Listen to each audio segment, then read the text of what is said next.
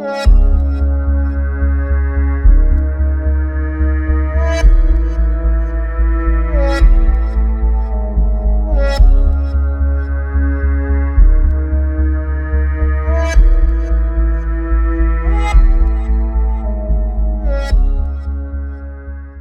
up, Mopar fam? I hope everybody out there is having a fantastic time.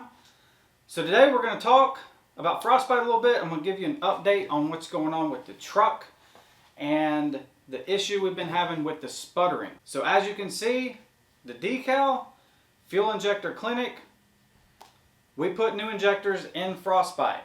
I got the fuel injector clinic injectors that Jay recommended. These are 72-pound injectors. The ones that we was running was 80-pound injectors.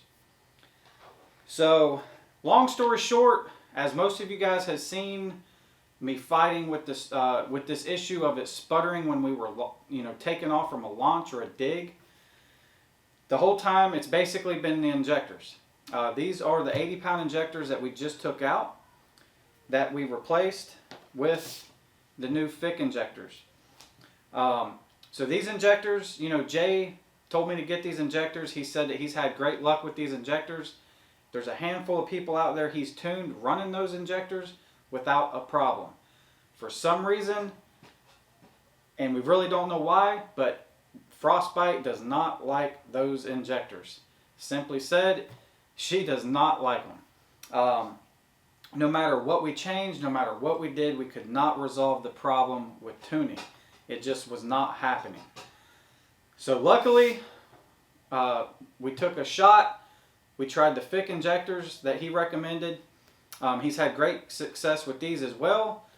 These injectors, first tune, startup tune on these injectors, problem solved. Night and day difference. The running and drivability is absolutely 100% better, hands down. Like I said, first tune out of the gate with these FIC injectors. No more sputtering when we launch. No more sputtering on the dig. No more sputtering when I try to do a burnout. And on the transition, when it would go into from vacuum to boost, right when we would hit the 0 on the boost gauge, I would get a hiccup right there. That is completely gone. The truck is running 95 to 90% way better than it was with the other injectors on the first tune. So now we're just basically starting over. We're redialing the truck in, getting the AFR set back right for wide open throttle, idle, all that stuff. But first tune was right on the money almost. We're not going to be far off. These injectors kicked ass. They fixed the problem.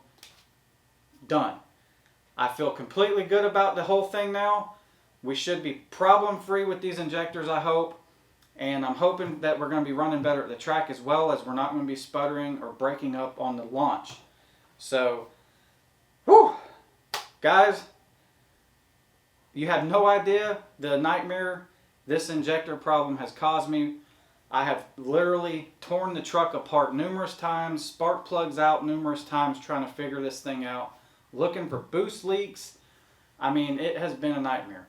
But luckily, the injectors was the problem, and that fixed the issue.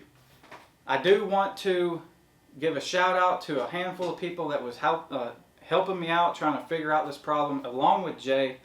And first person that actually hit me up, sent me many messages and some pointers, and honestly his first guess was the injectors, guys. And that was Justin over at Dr. Differential and Speed Shop. He's got a boosted turbo truck, and he pretty much told me out of the gate he felt like it sounded like an injector problem. Granted, anybody that just spent a bunch of money on injectors doesn't want to hear that they got to buy injectors again, but that's what it was. It was the injectors. So I want to give a big thanks to him. He helped me out tremendously with some pointers to check here and there.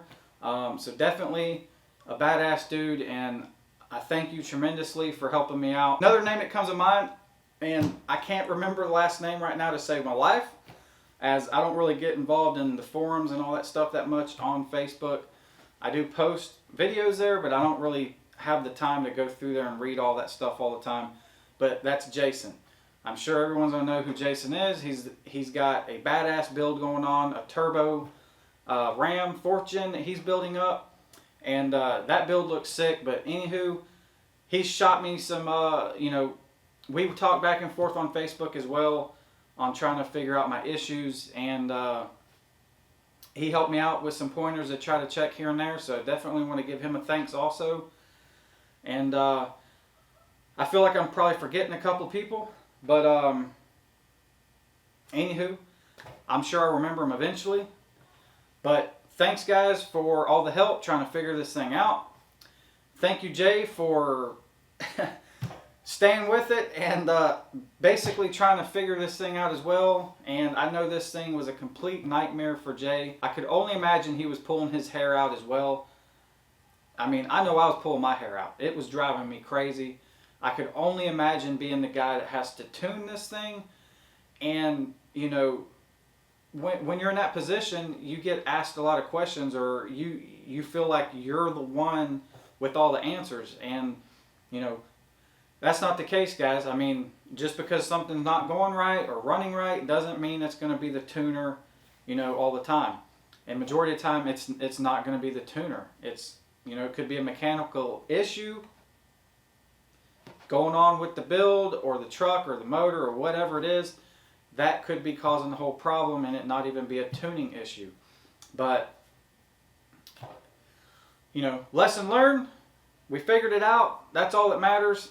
You know, if you run into an issue, you know, or a problem with your build, you know, definitely don't just go right out there and start blaming your tuner or anything like that. You know, take the time, go through your truck, go through your car, you know, talk with your tuner, ask questions elsewhere, and, you know, don't just start pointing the fingers at one specific thing or the other. It's probably going to turn around and be the simplest thing that you could ever probably imagine. I would have rather put these injectors in than pulling my spark plugs out about 3 different times, but that's how it is. So, anywho, problem fixed. I think we're going in the right direction now. So, with that said, I'm going to stop talking about these injectors, but if you're interested in the FIC injectors that I'm using right now, the link will be in the description of this video, so it'll take you right to those injectors. Also, I do want to mention that the FIC injectors are 100% legit.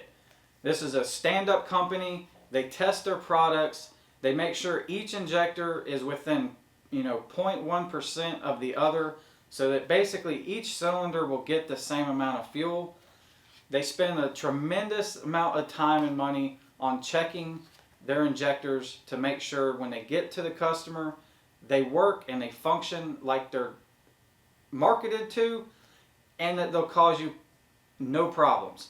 So definitely worth the investment to get the name brand or quality injector. That's my opinion, and I will definitely never go back to anything else. That's probably what I'll run from now on through any of my builds in the future.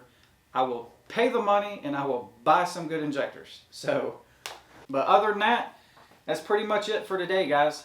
Just kind of wanted to give you an update, show you some of the new stuff we got, and go from there.